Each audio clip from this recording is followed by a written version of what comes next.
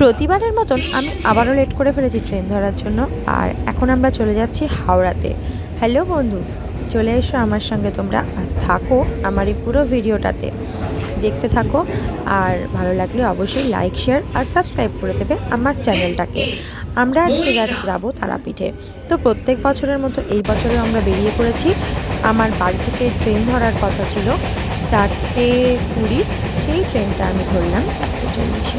এবারে বুঝতেই পারছো আমার হাওড়া থেকে ট্রেন আছে গণদেবতা 6:05-এর ট্রেন। আর জানোই তো আমাদের ট্রেনের কী অবস্থা, আন্দুল থেকে হাওড়া যেতে ট্রেনের যে কী খারাপ অবস্থা, কী আর বলবো। তো এখন আমি হাওড়ায় ঢুকছি, লেট তো হয়েইছে, তো মোটামুটি টাইমের মধ্যে ঢুকবো আশা করছি। তো আমরা এখন দেখো হাওড়ায় ঢোকার মুখে আছি, সমস্ত লাইন দেখতে পাচ্ছ। আর এখনও পুরোপুরিভাবে অন্ধকার, এখনও ভোর কাটেনি। তো আমরা এসে পৌঁছে গেছি এখন হাওড়া স্টেশনেতে। তো ট্রেন থেকে নেমে পড়লাম, আর এখন আমাদের ট্রেন দিয়ে দিয়েছে 6 নম্বর প্ল্যাটফর্মেতে গণদেবতা। আর ঠিক তার উল্টো দিকে দেখলাম 5 নম্বর প্ল্যাটফর্মে আমার খুব প্রিয় বন্দে ভারত ট্রেনটা দাঁড়িয়ে আছে। তো অনেক দিনের ইচ্ছা ছিল ছবি তুলে নিলাম। আর এই হচ্ছে আমার গণদেবতা এসে গেছে। তো ট্রেনে উঠে পড়েছি, এখন ভোর হয়ে গেছে, দেখতেই পাচ্ছ সকাল সকাল মতন আকাশে একটু আলো ফুটে গেছে। আর তার সঙ্গে আমরা এগিয়ে চললাম তারাপীঠের উদ্দেশ্যে। সবে মাত্র হাওড়া থেকে ছেড়েছে, এখন বাজে 6টা ওই 5-7 এরকম কিছু হবে। আর ট্রেনের মধ্যে দেখো এখন সব সিট অ্যাডজাস্ট করা হচ্ছে। তো সবাইকার সিট একটু ছড়িয়ে ছিটিয়ে গেছিলো, তো আমরা অ্যাডজাস্ট করে বসে পড়েছিলাম সবাই পাশাপাশি। আর দেখতেই পাচ্ছ ছোটো মাসি, তুলি, বাবি, মা, আমার মা সবাই আছে। তো সবাইকে দেখানো সম্ভব হচ্ছে না। আর এখন এই কথা বলতে বলতে তোমাদের সাথে এসে গেছি এখন আমি বোলপুর স্টেশনে। আর বোলপুর স্টেশনের পরেই এখন আমি পৌঁছে গেছি রামপুরহাটে। তো রামপুরহাটে নেমে আমরা তো ট্রেকার ধরি, জানোই তোমরা। আর এখন প্ল্যাটফর্মে আছি, প্রচুর লাগেজ আছে, নিয়ে যেতে খুবই কষ্ট হচ্ছে। আর রোদটা দেখেছো, ভীষণভাবে রোদ, মানে খুব কষ্ট হচ্ছে। আর এই প্ল্যাটফর্মের বাইরে বেরিয়ে এসেছি, এখান থেকে আমরা অটো ধরবো। তো সরি, ট্রেকার ধরেছি আমরা। ট্রেকারেতে মোটামুটি 2টো ট্রেকারে আমরা ধরে গেছিলাম 30 জন মতন, আরও সব গেছে এদিক ওদিক থেকে। মোটামুটি এবারে 83 জনের মতন গেছে সম্ভবত। তো সবাই মিলে যাচ্ছি ভান্ডারা দিতে তারা মায়ের কাছে, যেটা আমাদের প্রত্যেক বছরই হয়। এই ভান্ডারাটা সম্ভবত আমার অনেক বিয়ের আগে থেকে শুরু হয়েছিল, যেটা ছোটো মেসো আমার শ্বশুরমশাই, যিনি এখন আর আমাদের মধ্যে নেই, তো তেনারা সবাই মিলে শুরু করেছিলেন। ছোটো মেসোর কিছু বন্ধুবান্ধব ছিলেন, তো ওদের একটা ব্যবসায়িক সমিতি, আমার শ্বশুরমশাই সবসময় এই ভান্ডারাটা করে এসেছে, এটা সবাই মিলে। তো এখন উনি না থাকার কারণে আমরা প্রত্যেক বছরই যাই। আর উনি আগে প্রত্যেক বছর যেতেন, খুব আনন্দের সঙ্গে এই ভান্ডারাটা করতেন। তো আমরা এখনও বন্ধ করিনি, এটা আমরা এইভাবেই চালিয়ে যাচ্ছি। প্রত্যেক বছর যাই মায়ের আশীর্বাদ নিতে। তো এই বছরে আমরা চললাম মায়ের আশীর্বাদ নিতে। আমাদের সঙ্গে থেকো বন্ধুরা। আর কেমন লাগলো প্লিজ একটু আমাদের কমেন্ট করে জানাতে ভুলবে না একদম। আর এখন আমরা এসে গেছি একদম তারাপীঠে, দেখতেই পাচ্ছ এই যে 2 ধারে হোটেল দেখে বুঝতেই পারছো আমরা একদম চলে এসেছি। আর একটু দূরে গেলেই তারাপীঠের মন্দির। আর এখন আমরা আছি দ্বারকা নদীর উপরে, যে ব্রিজটা, সেই ব্রিজের উপরে। আর এই ব্রিজের ঠিক ডান দিকেতেই পড়ে আমাদের তারাপীঠ মন্দিরে যাওয়ার রাস্তা। তো আমাদেরকে দেখিয়ে দিচ্ছেন, দেখতে পাচ্ছেন নিশ্চয়ই, গাড়ির যিনি ড্রাইভার আছেন উনি সমস্তটা দেখিয়ে দিচ্ছেন। আর আমাদের হোটেল হচ্ছে বাম দিকে বলাকা। তো এখন গাড়িটাকে বাঁদিকেই ঘুরিয়ে নিতে হবে, বলাকার সামনে প্রচুর লাগেজ, 2টো গাড়ি, বুঝতেই পারছো। আর রাস্তার অবস্থা ভীষণ ভিড়, জানি না কিসের জন্য এত ভিড়। মানে তারাপীঠে শুনেছিলাম ভিড় হচ্ছে, কিন্তু এখন দেখছি অসম্ভব ধরনের ভিড়। আর দেখো রাস্তার সামনে কচুরি, চা, মানে নানান ধরনের ফল, সমস্ত কিছু, স্যালাড, সব কিছু। আর সঙ্গে রয়েছে মুরগি, মানে চিকেনটা হেভি জমিয়েই হবে। তো দেখো এই সব ফেলে রেখে আমরা এখন একদম হোটেলের সামনে চলে এসেছি। আর সমস্ত লাগেজ টাগেজ গুছিয়ে নিয়ে আমাদেরকে বেরোতে হবে। তো আবার আজকের টুইস্ট আছে একটা অন্য জিনিস, যেটা তোমাদের সঙ্গে শেয়ার করব। আর এই হচ্ছে আমাদের বলাকা, এখানেই আমরা প্রত্যেক বছর নাই থাকবো। তো দেখতে পেয়েছো আমরা রুম পেয়ে গেছি। একটা রুমেতে আমি, মা, বাপি, মানে আমরা আমাদের ফ্যামিলির সবাই রয়েছি। কিন্তু মা বললেন যে একটা রুমেতে প্রচুর ভিড় হয়ে যাচ্ছে, আর রুমও বেশি নেই হোটেলেতে, সমস্তটা রিজার্ভ। তো মা মাসিদের রুমে চলে যাবে বলেছে। তো এই রুমে আমার মা, বাপি, আমি, অরুণ, মানে আমরা সবাই থাকছি। আর আসল টুইস্ট হচ্ছে এটাই, প্রত্যেক বছর তোমরা দেখেছো এর আগের আমার ভিডিওতে যে আমরা তারাপীঠ মহাশ্মশানেতে ভান্ডারা করি, কিন্তু এবছরটা খানিকটা অন্য। আমরা আজকে যে এসেছি, আমরা আজকেও ভান্ডারা দেব, কিন্তু সেটা তারাপীঠ মহাশ্মশানে নয়, সেটা হচ্ছে মুন্ডমালিনী তলায়।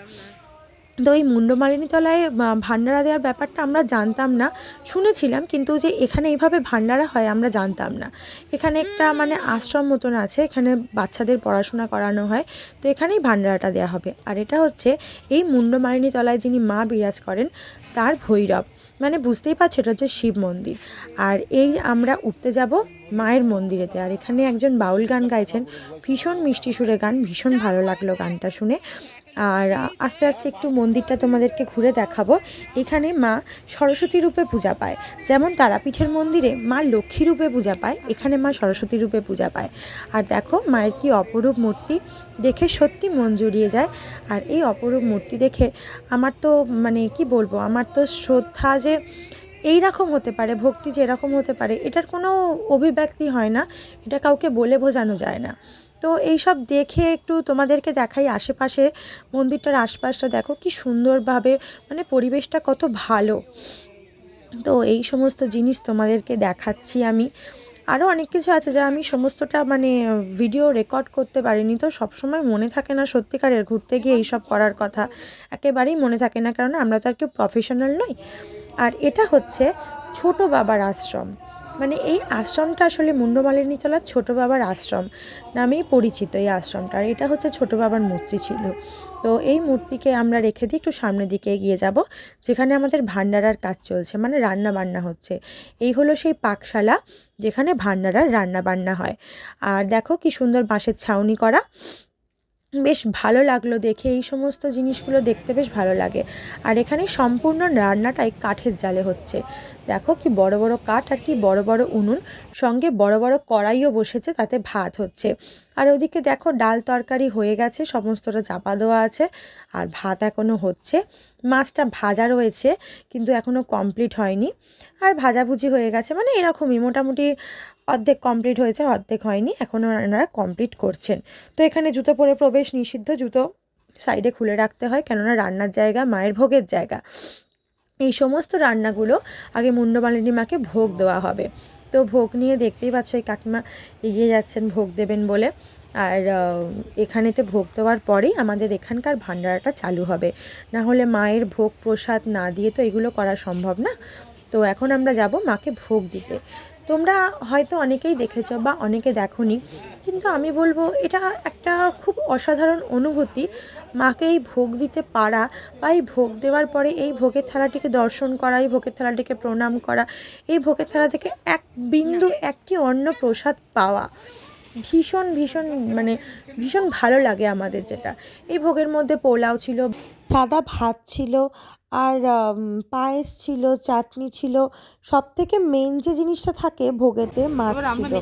এখানে মাছ ছাড়া পুজোই হয় না, মাছের একটা মাথা, তারপরে মাছের পিস, সমস্ত রকম কিছু দিয়ে পুজো হয়। আর ছিল হচ্ছে পায়েস, কিন্তু এখানকার পায়েসেতে দুধের কোনো ব্যবহার হয় না, তাই এখানকার পায়েসটা নারকেল দিয়েই হয়।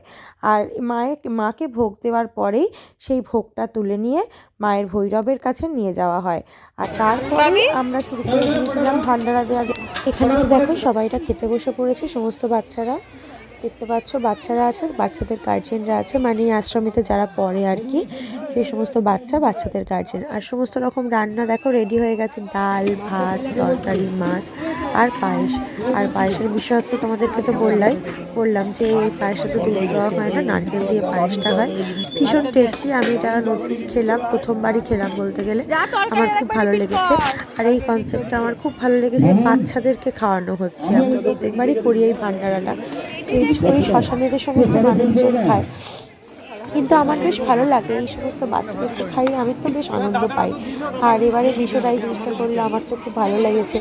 তো দেখো সবাইরা দিয়েছে খাবার, আমরা দিয়েছি, আমরা এখানে বসেই খেয়েছি।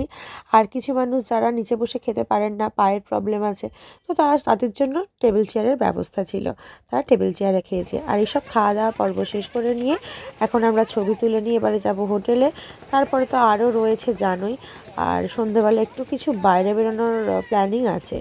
আর দেখো সন্ধেবেলা এখানেতে ঘুগনি তোমরা হয়তো জানো, দেখেছো আমাকে, আমি বাইরের খাবারটা একটু বেশি পছন্দ করি, বিশেষ করে এই ঘুগনি ফুচকা এইসবগুলো।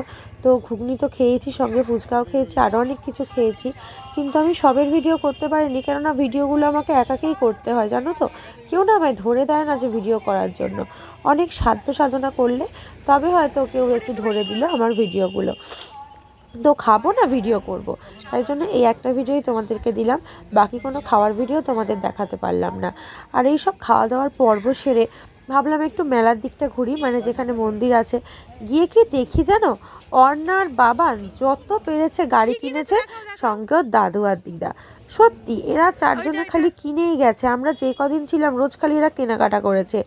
আর এই আশেপাশে দেখো মিষ্টির দোকান, সব জিনিসের দোকান, আর এই হচ্ছে প্যারা, এরকম নানান রকম জিনিস। আর ভিড়ও ছিল ভালো, যদিও এখন 9টা সাড়ে 9টা বেজে গেছে, তার জন্য ভিড়টা সামান্য কমেছে। আর কালকে যেহেতু বৃহস্পতিবার, ভিড়ের ভয়ে আজকে অনেকে পুজো দিয়ে নিয়েছে, কিন্তু আমরা এখনও পুজো দিইনি, আমরা কালকে সকালেই পুজোটা দেবো বলে ঠিক করেছি।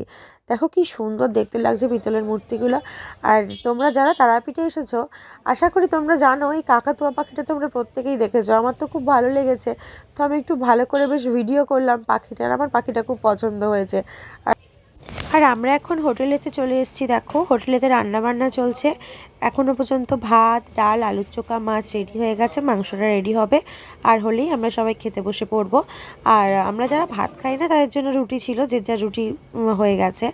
আর এখানে যেটা আমরা খাই আর কি রাত্রেবেলা ভাতের সঙ্গে, স্যালাডটা নিয়ে আসি। দেখেইছো প্রথমে রাস্তায় অনেক স্যালাড ফ্যালাড বিক্রি হচ্ছিলো।